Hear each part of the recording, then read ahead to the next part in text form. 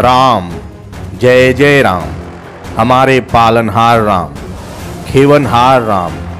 भक्ति और श्रद्धा में ओतप्रोत कोई भक्त भले ही मंगल कामना से श्री राम को यूं गुहारता होगा, परंतु यह भी अकाट सत्य ही है कि इन्हीं हैवी ड्यूटी राम नाम के इन्वर्टर के सहारे बीजेपी आज भी सत्ता सुख की चाशनी का रसास्वादन कर रही है। लेकिन इन दिनों जिन विकास के परिदृश्यों का टेलीकास्ट हो रहा है, उससे साफ जाहिर है कि भाजपा के स्थानीय सिंबॉलिक नेता राम नाम की लूट से ज्यादा राम के नाम पर लूट रहे हैं। ऐसे में रेणुकूट का विकास जब वनवास काट रहा था, जनता की एकाग्रता झल्लाने लगी थी, तभी नेताओं को अचानक राम याद आ गए। सर्वविदित उपलब्धता के आधार पर बीते 3 अक्टूबर से रेणुकूट में राम कथा का आयोजन सुनिश्चित कर दिया गया। प्रश्नवाचक मनोयोग से ही सही, परंतु राम कथा का आयोजन नगरवासियों के लिए तमाम मुद्दों को भुलाकर आध्यात्मिक सौभाग्य से जुड़ने का सुअवसर जरूर था, परंतु उससे भी ज्यादा सौभाग्य उस बजबजाती नाली का था जो कार्यक्रम स्थल यानी प्राचीन शिव मंदिर शिवा पार्क को जाने वाले रास्ते में थी।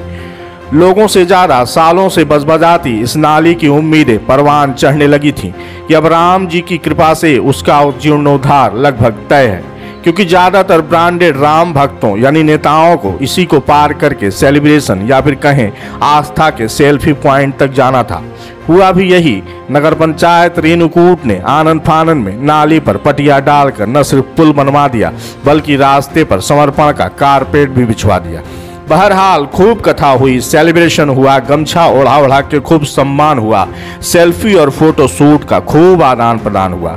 7 दिनों तक चली कथा के दौरान नाली पर पड़ी पटिया खुशी खुशी श्रद्धालुओं से ज्यादा नेताओं के पदकमलों को बमुश्किल झेलती रही।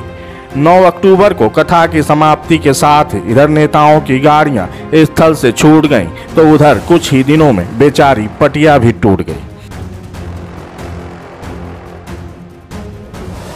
नाली बेचारी फिर से नंगी हो गई और साथ ही उसने नंगा कर दिया नगर पंचायत के उस भ्रष्टाचार को जिसकी गवाही ये टूटी हुई पटिया दे रही है।